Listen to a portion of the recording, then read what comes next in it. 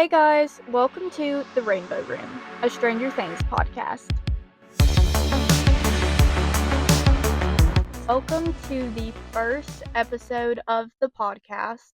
This podcast specifically is going to cover all things Stranger Things. I'm your host, Georgia, and I'm thrilled that you're listening in with me today.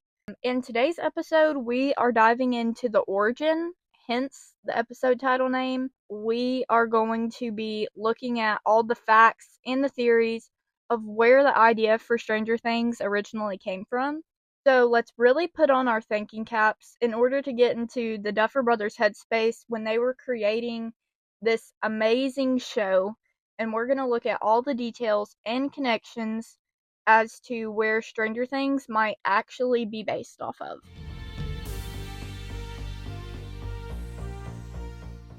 So first and foremost, me personally, I would not want to sit down and listen to some random person talk for an extended period of time about stuff that I'm interested in, but I seriously know nothing about them. So we're going to talk about a little bit about me to begin with, just so you can kind of get the vibe and get to know me a little bit more and my history with the show and all of that. I first started watching Stranger Things in the summer of 2019. I was a little late to the party. Immediately it grabbed my attention. I fell absolutely in love with every single character. I was fascinated. Summer 2019 is when season 3 came out, so I was watching from the very beginning. I was very excited to get to the new season, and just every time I think back to summer of 2019, I just think about like the mall and the fair and everything that goes on in season 3, and it brings back such good memories. So I've been a fan for what that's like 5 years now, which is absolutely crazy to think about. But a little bit more about me is that I've actually been very privileged and blessed with the chance to be able to visit some of the filming locations, and by some of them, I mean mostly all of them besides the ones that are in California. If anyone would be interested in a map that includes all of those locations, if you follow my Instagram or TikTok at the Rainbow Room Podcast, there is a link in my bio to my website where I will actually put a link to a Google map that will have all of the locations mapped out for you, so it'll be super easy to navigate. I'll label them so you know what's what, and it's a super fun trip that I definitely recommend taking if you're a huge fan of the show like I am. It is just unbelievable to like stand in some of those locations and be like, they were actually here, this is where they filmed it, like that's the Wheeler's house, that's the high school, and it's just absolutely like almost a out of body experience if you're like super obsessed like I am. Now other people probably wouldn't take it that far, but I over obsess with things, so that would be how it is for me. So I really think that sums me up as a fan of the show. Now let's dive into what the episode is actually about. So, where did Stranger Things start? Where did the idea for it come from? All of that good stuff. So, about after a year of me obsessing over the show, my mom ended up sending me this article claiming that Stranger Things was based on East Tennessee. And I am a native of East Tennessee / Southwest Virginia, so this really came as quite a surprise to me because I hadn't really looked into anything about the backstory. Reading that article, I was really captivated. I stopped and I was like, wow, that's crazy. And I'm excited to dive into the details of this article and explore the connections between the show and my surrounding areas. Quick shout out to all of my East Tennesseans and Southwest Virginians or surrounding areas listening to this.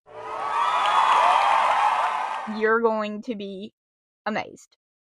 One last thing before we completely dive in, I am going to tell you there are spoilers ahead, although I assume if you're listening to this, you're already deeply invested in the show just like I am. However, you have been warned. So let's hit the ground running. We're gonna jump right into it.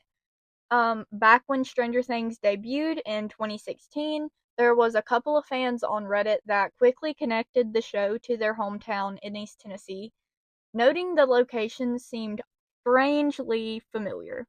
Now, at first glance, it seems pretty coincidental, but honestly, I was very surprised at all the connections I found. The deeper you look into it, the more convincing it gets. Beginning with season 1, just 12 minutes into the first episode, you see a Roane County school bus.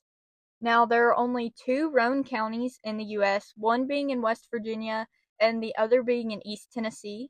Another connection that was quickly made was Hawkins, although supposedly a fictional town in Indiana, is actually another county in East Tennessee, located within just about 2 hours of Roane County, Hawkins County being closer to the Virginia border, and Roane County being just below the Knoxville area.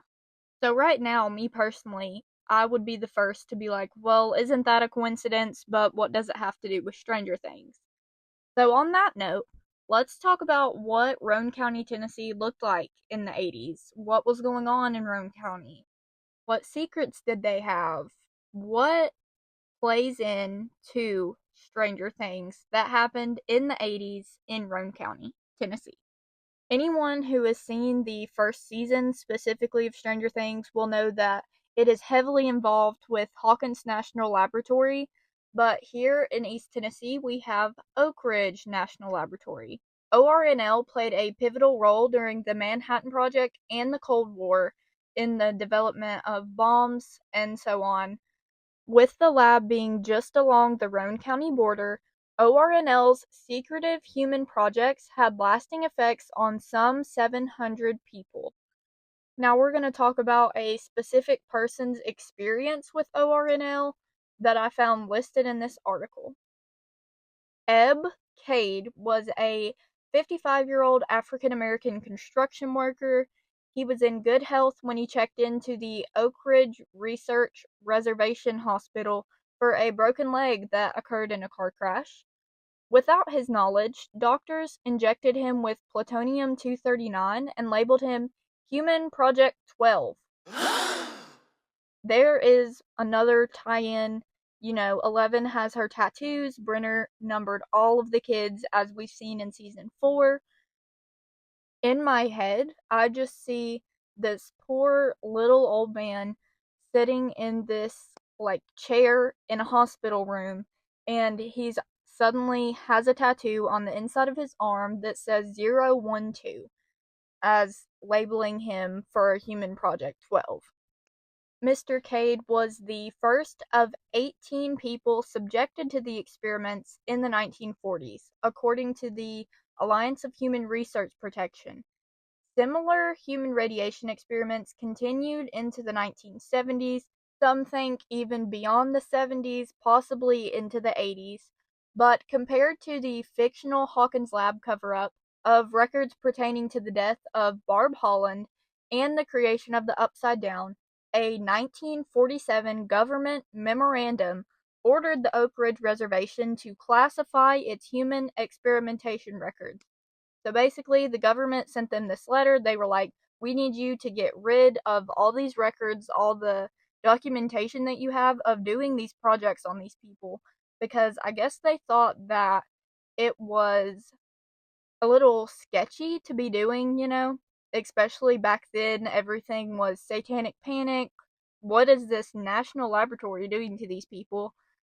And I just think that it is very classified. I feel like it gives off a very Stranger Things vibe there, considering that they had to get rid of these records and hide them, because you think about Hawkins, like Hawkins National Lab, and they hid all of this stuff from the general public, which is basically what the government memorandum for Oak Ridge was asking them to do. So that is it for the first portion of this podcast, that you can see the connections between Oak Ridge National Laboratory and Hawkins National Laboratory, and everything that was very similar in the tactics that they used and the experiments they performed.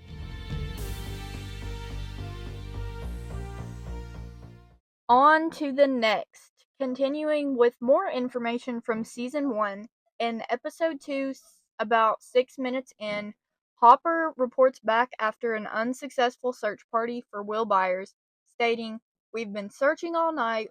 We went all the way to Cartersville." Now, Cartersville also happens to be yet another place in East Tennessee, located actually within Hawkins County. 25 minutes later in that same episode, Hopper is seen interviewing Earl after Benny's supposed suicide. Earl goes on to explain that he and Benny were friends and mentions that they were supposed to go fishing down in Etowah the following Sunday. Now, there isn't an Etowah River in Tennessee. However, Etowah is a town in Tennessee located just south of Roane County. To take it even a little further, the actor who plays Earl is David Dower, who just so happens to be from Maryville, Tennessee. Now, Maryville is a place that we are going to talk about later on in this episode, so just remember that as it will be mentioned later. So pretty much that is all I found for season 1. Right now we're going to jump into some more so-called naming coincidences. Now these are places that exist in real life. We're going to talk about where they're at and where they're mentioned in Stranger Things. These places aren't really season specific, I guess you could say, but you're definitely going to see the connection between these places, Hawkins, and East Tennessee.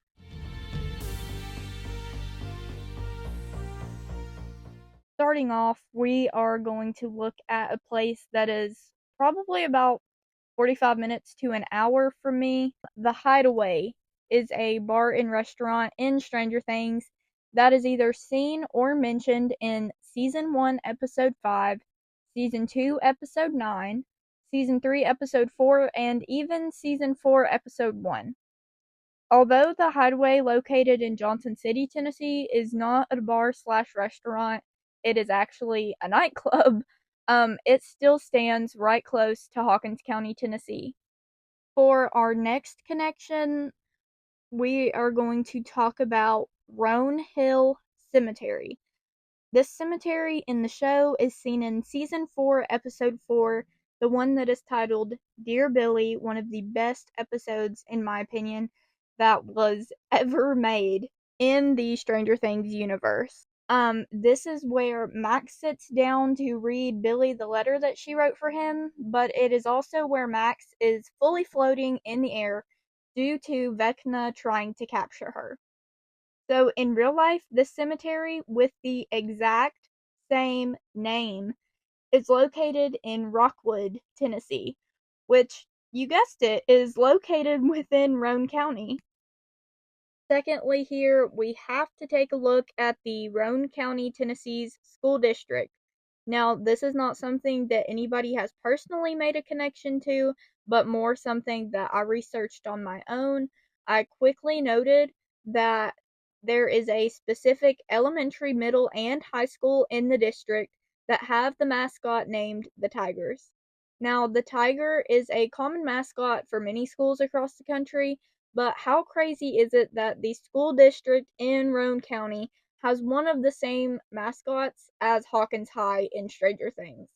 I think that's just a little weird, but like I said, tiger is a very common mascot because, I mean, they'll use anything as a mascot animal pretty much. Lastly, for the naming portion of this podcast, we're going to talk about some character names. I also cannot confirm nor deny how true this is. However, we are going to be focusing on the Hawkins police force for this portion. Officer Powell and Officer Callahan, which are played by Rob Morgan and John Reynolds, are the specifics that we're talking about here. It is rumored that these names are connected to Knoxville, which again is right outside of Roane County. Powell is a community in Knoxville, and Callahan Drive is a popular road running through Powell and North Knoxville. It is, even though we are unsure of how much truth it holds, it is still just another connection that fans have made along the course of watching the show. Right now, we are currently about 3/4 through the podcast, and we are going to be jumping into some season-specific material, mainly seasons 2 and 3. Starting out with season 2, episode 3, about 43 minutes in, you can see Bob taking Will to school. While in the car, Bob asks Will if he has ever told him about Mr. Baldo. Will replies with no, and Bob goes on to explain his encounter with Mr. Baldo at the Roane County Fair when he was a child. Now, there is not a real Roane County Fair, however, there are several local festivals and fair-like events that take place in Roane County year-round. Nonetheless, we have yet another mention of Roane County. Speaking of fairs, let's touch base on a little Easter egg found in Season 3. In Season 3, Episode 6, you can spot a fair worker in a very specific t-shirt. This shirt that the worker has on is a t-shirt from the 1982 World's Fair that was held in Knoxville. Although Season 3 takes place in 1985, it would not be too bizarre due to the time period for one of the workers to have on a shirt from 1982. I mean, me personally, some of the clothing I've had for years on end, but for someone in Indiana to have a World's Fair shirt from a festival held approximately 6 hours and 20 minutes away and over 400 miles away, especially in the 80s, I just don't think it's quite a coincidence. That sums up everything I found for that portion of the podcast. Now we're jumping out of anything that is season specific, and we're just going to take a look at the Duffer Brothers' ties to East Tennessee, which are actually pretty shocking. In an article published by the Daily Times, located in Blount County, Tennessee, titled East Tennessee Ties to Stranger Things? Maybe, but Maryville Ties? Definitely. Author Steve Wildsmith went down a deep rabbit hole to find the connections that the Duffer Brothers had to East Tennessee. Needless to say, he hit the jackpot.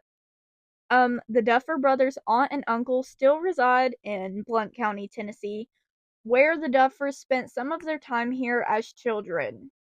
Now, although the Duffers were raised in Durham, North Carolina, their aunt states that they would often come down to visit them, to see the Great Smoky Mountains, and do other touristy things while in the area. To further extend the knowledge that we have on the Duffers' ties to East Tennessee, they spent several days at the Valley Fest Independent Film Festival held in Knoxville in 2003, where they won Best Young Filmmakers Award for a documentary that they filmed that was actually based off one of their high school teachers back home. Now, as we get to the last and final portion of this podcast, we are going to see that there are plenty of connections. There are some I haven't even listed. However, are you still not convinced? Finally, we're going to talk about what's going on at ORNL as of July 1st in 2022. Just to clarify, ORNL is the Oak Ridge National Laboratory that we had talked about previously. The parallels between the parallel universe featured in Stranger Things and the research conducted by a physicist, Leah Broussard, and her team at Oak Ridge National Laboratory began to surface when the team started exploring the possibility of transporting a hypothesized particle known as mirror neutrons through a theoretical portal. The scientists aim to clarify the mysterious difference in the lifespan of free neutrons and achieve the first observation of dark matter. Now, we all know dark matter cannot be seen or detected. It is composed of material that does not absorb, reflect, or emit light.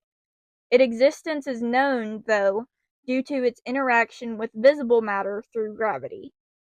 So basically, what happened was the ORNL team's experiment beamed neutrons toward a wall of boron carbide. The neutrons in their regular state would be absorbed by the wall, but theoretically, the mirror neutrons would pass through the portal, aka the wall of boron carbide. They ended up finding out that the results were somewhat surprising. 100% of the neutrons stopped and 0% passed through the wall, Leah had shared in an article. Traveling to another dimension is definitely fantasy, but the research done by the ORNL scientists does get us one step closer in understanding neutron lifespans and how dark matter works. Leah's team is now working towards conducting more sensitive search for the rare possibility of neutrons transforming into dark matter at the high-flux isotope reactor in Oak Ridge. Long story short, there was no parallel universe discovered. However, understanding the science of the neutrons will help scientists along the way in discovering the possibilities of parallel universes. That is it for the last important portion of this podcast. Whether or not the fictional town of Hawkins, Indiana is based off of East Tennessee is yet to be confirmed. However, I can definitely pinpoint those coincidental similarities.